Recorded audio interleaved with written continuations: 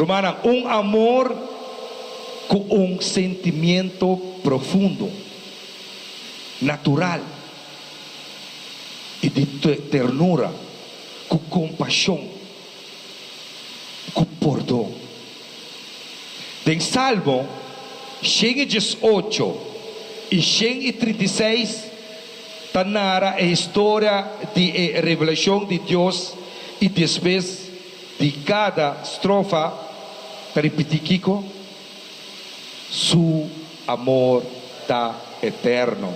Que amém? Su amor está misericordioso. Amém?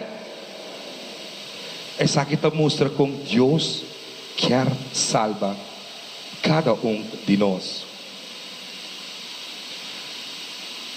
Não está por nada o povo de Israel a usar o salmo aí também de uma festa litúrgica. Nada está por ele mais importante para nós. São Mateus também está confirmando que esse promete que Cristo, sua paixão, o que passa? Cristo reza na salmo aqui de misericórdia. Sei nós está em Mateus capítulo 26, versículo 30. É a Eucaristia que Jesus a instituir é a noite.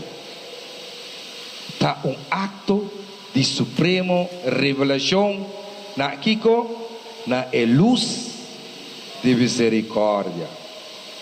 Danke, Senhor, pessoal. Jesus está consciente do grande mistério do amor de Deus, com mistério a guarda cumprir riba a cruz.